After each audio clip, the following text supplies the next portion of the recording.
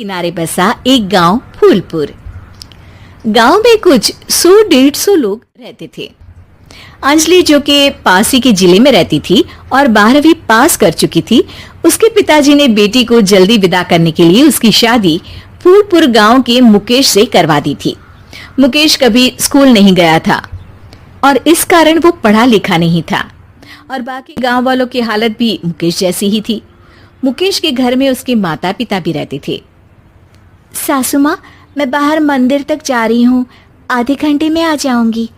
अरे अभी कहीं जाने की जरूरत नहीं है, चुपचाप जाके रसोई में रात के खाने की तैयारी करो। और ये घूंघट क्यों हटा लिया है तुमने? क्या पता नहीं कि इस गांव में औरतें बिना घूंघट के नहीं रहती? रात में अंजलि छत पर जाकर अपनी मम्मी से बात कर रही होती है। तभी गांव की 3-4 औरतें उसे देख लेती है और दरवाजे पर आकर उसकी सास से शिकायत करने लगती है। और क्या हुआ? अरे छत पे तो देखो, आपकी बहू मटक मटक के किसी से फोन पर बात कर रही है। दिन भर फोन पे लगी रहती है। अरे कल तो मंदिर के पास वो क्या कहते हैं, सेल्फी ले रही थी।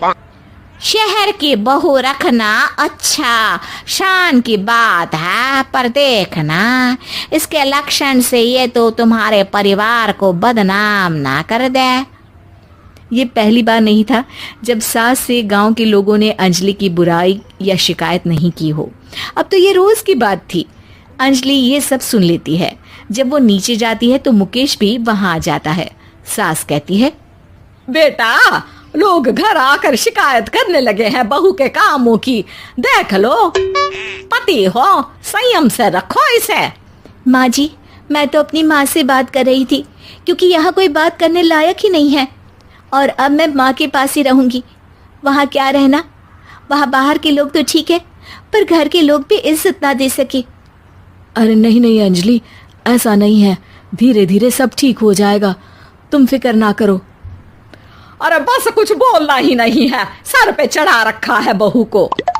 सास मुकेश की नरम बात सुन के वहां से मुंह चढ़ाकर चली जाती है। मैं तो कहती हूँ हम दोनों शहर चले जाते हैं। मैं पढ़ी लिखी हूँ, मुझे वहाँ नौकरी भी मिल जाएगी और थोड़े दिनों में आप भी वहाँ कुछ काम ढूंढ लेना। अरे नहीं नहीं अंजलि, हम यहाँ ना गांव का खेत, माँ पिताजी को छोड़कर शहर नहीं जा सकते। माँ पिताजी को कैसा लगेगा और गांव वाले क्या सोचेंगे?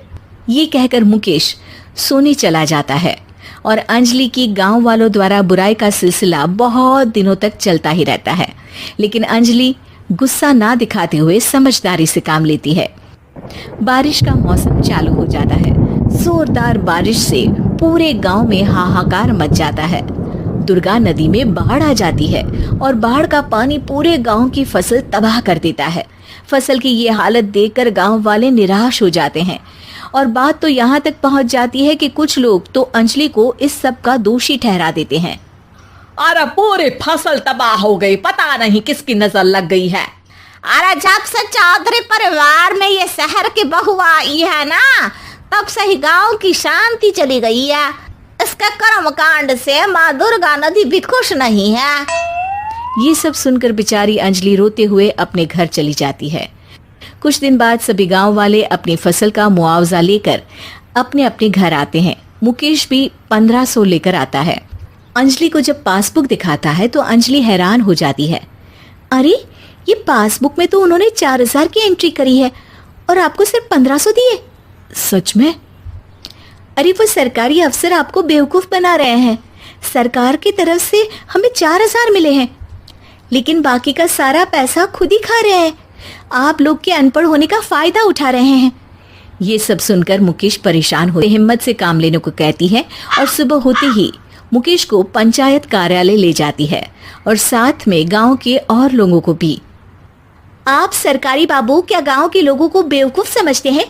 आपको क्या लगता है ये पढ़े लिखे नहीं है तो आप कुछ भी मनमानी करेंगे? ये बेचारे दिन रात इतनी मेहनत करते हैं, ये हमारे अन्नदाता हैं और आप इनके साथ ऐसा धोखा करते हैं। अरे क्या बके जा रही है ये लड़की? किस धोखे की बात कर रही है?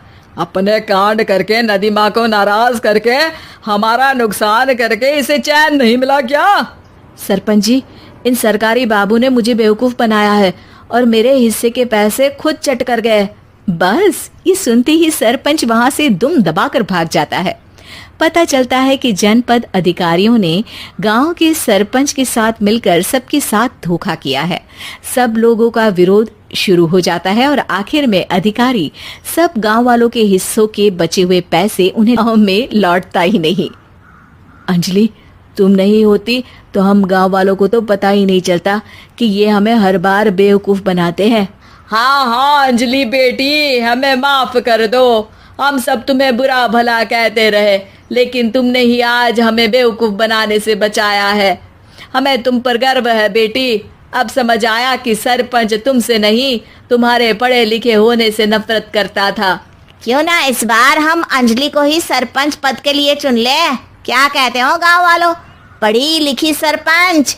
बस पूरा गांव अंजलि के लिए ताली बजाता है और अंजलि की सास उसे खुशी से गले लगा लेती है।